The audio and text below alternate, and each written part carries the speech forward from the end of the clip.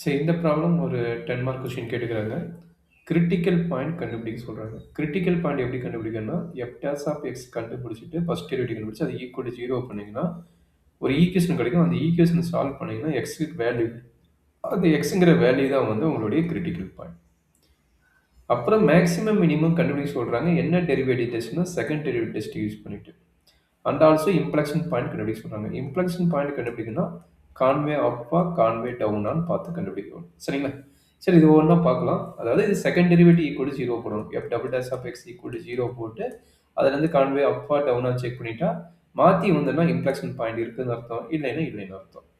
இப்போ one by ஒன்னாக பார்க்கலாம். ஃபர்ஸ்ட் கிரிட்டிக்கல் பாயிண்ட் எப்படி கண்டுபிடிக்கலாம் அப்படிங்கிற ஒர்க்கை பார்ப்போம். எஃப் ஆஃப் எக்ஸ் கொடுத்துட்டாங்க. எஃப் ஆஃப் எக்ஸ் என்ன கொடுத்துக்கிறாங்க? X cube minus 6x square plus 9x plus 1.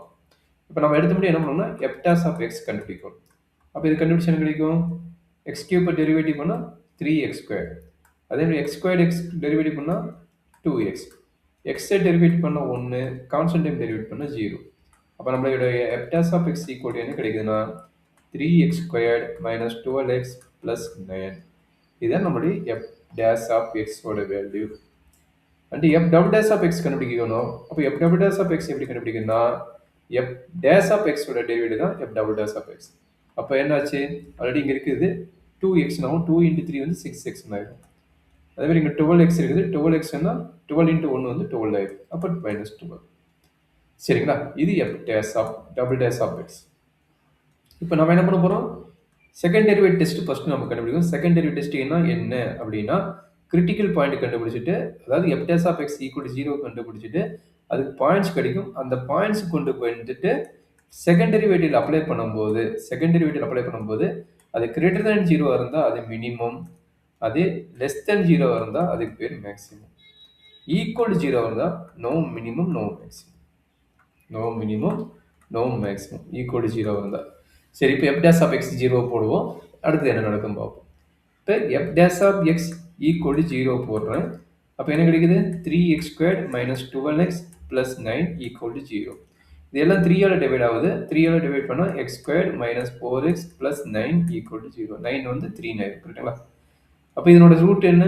X minus 3 into X minus 1. இதுதான் நம்மளுடைய ஃபேக்டர். அப்போ X equal to 3, X equal to 1. இதுதான் நம்மளுடைய கிரிட்டிக்கல் பாயிண்ட். இந்த பாயிண்ட்ஸ் தான் ரூட் கண்டுபிடிக்கணும்ல, இந்த பாயிண்ட் பேர் தான் வந்து நம்மளுக்கு கிரிட்டிக்கல் பாயிண்ட்ஸ்னு பேர்.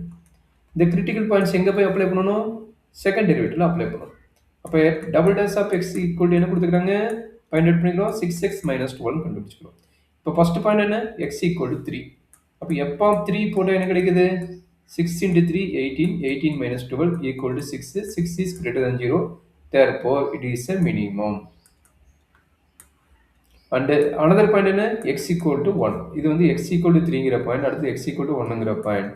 அப்போ F of 1 that is equal to 6x 6 × 1 minus 12. அப்போ 6 minus 12 that is equal to minus 6 less than 0 is a maximum. F double dash of x இது. அப்போ இது வந்து மேக்ஸிமம். சரிங்களா? அப்போ கரஸ்பாண்டிங் வேல்யூஸ் கண்டுபிடிக்கணும்ல. அப்போ நம்ம என்ன பண்ண போகிறோம்? எக்ஸ் ஈக்குவல் டு 3யும் அண்ட் எக்ஸ் ஈக்குவல் டு 1யும் இதில் அப்ளை பண்ணணும். அப்போ எக்ஸ் ஈக்குவல் டு 3 போட்டால் நம்மளுக்கு எஃப் ஆஃப் 3 என்ன கிடைக்குதோ அதுதான் வந்து நம்மளுடைய மினிமம் வேல்யூ. 3 கியூப் எவ்வளவு? 27 மைனஸ் 6 × 9 ஏன்னா 3 ஸ்கொயர். 3 ஸ்கொயர்னா 6 × 9 54 ப்ளஸ் 9 × 3 வந்து 27 ப்ளஸ் 1. இந்த டேம் கட் ஆயிரும். அப்போ இது வந்து 1ன்னு வருது. இது என்னது? Minimum value.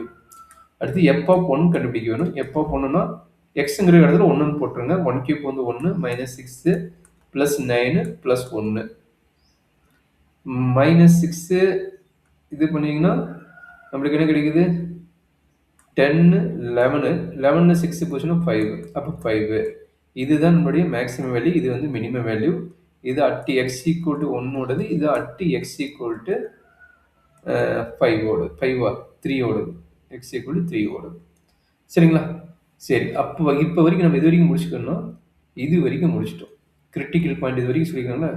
இங்கேருந்து இது வரைக்கும் முடிச்சாச்சு. இந்த கொஸ்டின் முடிச்சாச்சு. நம்ம பட்டு பிடிக்கிறது அடுத்தது இம்ப்ளக்ஷன் பாயிண்டா இல்லையா அப்படின்னு சொல்லிட்டு ஆர்ன்னு கேட்டுக்கிறாங்க.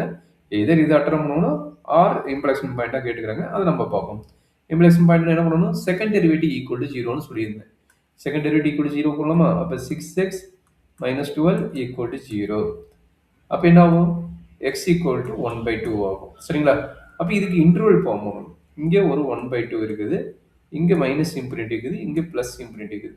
அப்ப மைனஸ் இன்ஃபினிட்டி டு 1/2ல என்னவும் 1/2 இன்ஃபினிட்டில என்னவும் நம்ம f dash of x f double dash of x ஓட வேல்யூ என்னன்னு பார்க்கணும் பிட்வீன் இன்டர்வல்ல.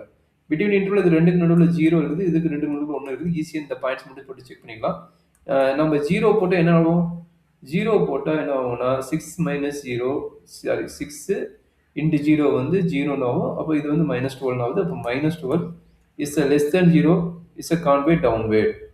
And also இதுக்கு ரெண்டுக்கு நடுவுல என்ன இருக்குது? 1 வருது. அப்போ 1 நீங்க போட்டீங்கன்னா 6 minus 1 வந்து என்ன ஆகுது? f double dash of x 6 minus 12 6 minus 12 is also minus 6 ன்னு வருது. அப்ப is less than 0. அப்ப bothமே less than 0 இருக்கனால no inflection point. No inflection point. அதாவது less than 2 greater than அது greater than 2 less than இருந்தா நம்மளுக்கு inflection point இருக்கும். பட் இங்க ரெண்டுமே பாத்தீங்கன்னா less than 0 இல்ல ரெண்டுமே greater than 0 னா inflection point கிடையாது. அப்ப இதுக்கு வந்து inflection point no inflection point. That's all this problem. 10 mark question.